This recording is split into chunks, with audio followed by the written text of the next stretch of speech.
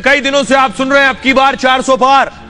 तो कैसे होगा 400 पार? पूरा सर्वे आ गया है जो बताएगा ग्राउंड की रियलिटी। यह तस्वीर आज की आप देख रहे हैं, प्रधानमंत्री नरेंद्र मोदी स्वर्गीय अटल बिहारी वाजपेयी साहब की जयंती पर उन्हें श्रद्धांजलि देने गए थे। यह तस्वीर इसलिए दिखा रहा हूं आपको, 20 साल पहले 2004 में अटल जी प्रधानमंत्री बने और बीजेपी के पास थी 138 सीट। आज मोदी के राज में टारगेट 24 का 20 साल बाद है 400 सीटों का। 20 साल पहले 138 थी, अब 400 सीट का टारगेट है। और उसकी तैयारी प्रधानमंत्री नरेंद्र मोदी ने कैसे शुरू की, उसकी अगली तस्वीर में दिखाऊं। ये आप देख रहे हैं, 3 राज्य जीतने के बाद मोदी ने सब बदल डाला। नए सीएम, नए मंत्री। वो सीएम जिनका सिक्का चलता था अपने अपने राज्य में, वो बदल दिए गए। ये ऐसा ही नहीं हुआ, आज भी मंत्रिमंडल विस्तार हुआ। अगली तस्वीर में आपको दिखाऊं, मध्य प्रदेश से जो तस्वीर सामने आई है, देख रहे हैं कैलाश विजयवर्गीय शपथ ले रहे हैं, प्रहलाद पटेल शपथ ले रहे हैं। बड़े बड़े नेता जो सांसद रहे, जो केंद्रीय मंत्री रहे, वो विधायक बन के अब मंत्री बन गए। ये बेवजह नहीं हुआ है, क्योंकि मोदी का टारगेट है 400 सीट 2024 में। और आपको बताऊं, देश में आज तक सिर्फ और सिर्फ एक बार 400 का आंकड़ा कोई पार्टी पार कर पाई है, वो भी तब जब इंदिरा गांधी की हत्या हुई और सहानुभूति वोट राजीव गांधी को मिले, तब उन्होंने 400 सीट पार की। अब मोदी ने लक्ष्य रखा है टारगेट 400। कैसे मुमकिन होगा, ये रिपोर्ट देखिए। बस यही फर्क है मोदी और विरोधियों में। मोदी की हर बिसात जीत का रास्ता ही तय करती है। हर तरफ एक ही गुंज है, जन जन की यही पुकार। भाजपा का ट्रैक रिकॉर्ड है कि भाजपा जो कहती है वो करके दिखाती है। आज मध्य प्रदेश में सरकार का विस्तार हो गया, कई मंत्रियों ने शपथ ले ली। एक कतार में खड़े बीजेपी के बड़े बड़े नेता कैलाश विजयवर्गीय, प्रहलाद पटेल अब मोहन यादव की कैबिनेट में मंत्री बन गए। और हम लोग सब लोग एक साथ मिलकर टीम वर्क से काम करेंगे। डबल इंजन की सरकार तो है, मोदी जी का फायदा तो सारे प्रदेश को मिलेगा और देश को भी मिलेगा। मोदी जी का सपना है 2047 में देश को नंबर 1 बनाना, तो हम भी मध्य प्रदेश को नंबर 1 बनाएंगे और इस दिशा में काम करेंगे। सोचिए, जो मुख्यमंत्री की रेस में थे वो अब सीएम के अंदर मंत्री बनकर काम करेंगे। मोदी कुछ भी बेवजह नहीं करते। मोदी के हर एक्शन के पीछे बड़ा कैलकुलेशन होता है।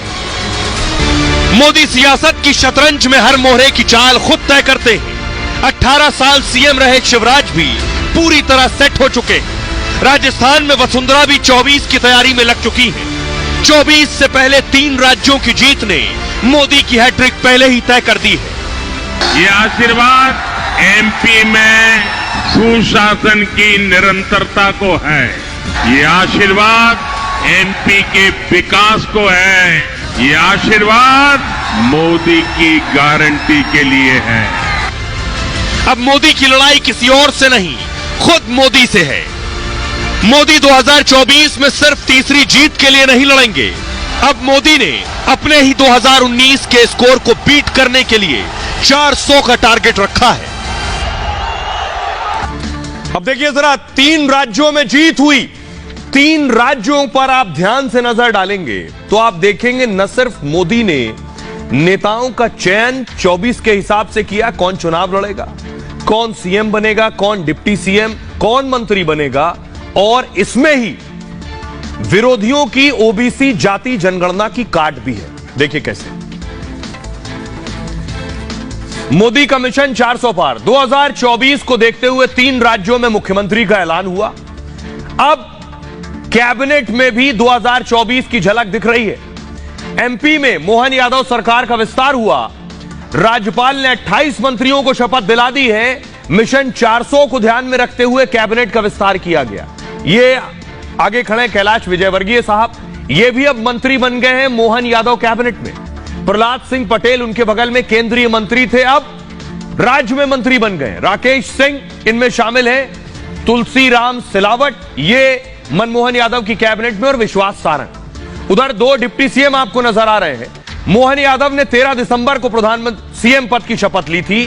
मोहन यादव ओबीसी समुदाय से आते हैं और मोहन यादव के साथ 2 डिप्टी सीएम बनाए गए। जगदीश देवड़ा जो अनुसूचित जाति से आते हैं, यानी ओबीसी भी हो गए और दलित भी हो गए। दूसरे डिप्टी सीएम राजेश शुक्ला ब्राह्मण चेहरा है। ओबीसी, दलित, ब्राह्मण सबको दिया हिस्सेदारी। आज कैबिनेट विस्तार भी जातीय समीकरण को साधा गया है। मोहन यादव कैबिनेट में ओबीसी से 11 मंत्री बनाए गए, दलित वर्ग से 6 मंत्री बनाए गए हैं, एसटी वर्ग से 4 मंत्री बनाए गए हैं, वहीं सामान्य वर्ग से 7 मंत्री बनाए गए। राजस्थान की अभी मंत्रिमंडल विस्तार नहीं हुआ, लेकिन राजस्थान की स्थिति आपने देखी। बीजेपी ने यहां भी सबको साधने की कैसे कोशिश की।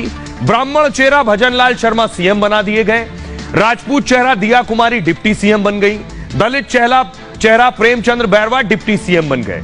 यानी ब्राह्मण, राजपूत और दलित यहां साध लिए। राजस्थान कैबिनेट विस्तार पर मंथन जारी है, वहां भी ओबीसी जाति जनगणना को पूरा काट होगी, काउंटर होगा मोदी का। यहां भी 2024 में मिशन 400 को पूरा करने का लक्ष्य रखा गया। मध्य प्रदेश से पहले छत्तीसगढ़ कैबिनेट विस्तार हो चुका है। छत्तीसगढ़ कैबिनेट में सभी जातियों को भागीदारी मिली है। छत्तीसगढ़ में जोगी के बाद दूसरी बार छत्तीसगढ़ में सोचिए कोई आदिवासी सीएम बना। विष्णुदेव साय के साथ 2 डिप्टी सीएम भी बनाए गए। ओबीसी चेहरा अरुण साव डिप्टी सीएम बने।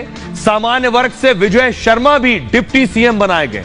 कैबिनेट मंत्री की बात करूं मैं तो कैबिनेट मंत्री ब्रजमोहन अग्रवाल और रामविचार नेताम, ये वो नेता हैं। कैबिनेट में ओबीसी समुदाय से 6 मंत्री बनाए गए हैं, एसटी समुदाय से भी 3 मंत्री बनाए गए हैं, एससी समुदाय से 1 मंत्री है, सामान्य वर्ग से 2 मंत्रियों को जगह मिली है, 2 विधायकों को।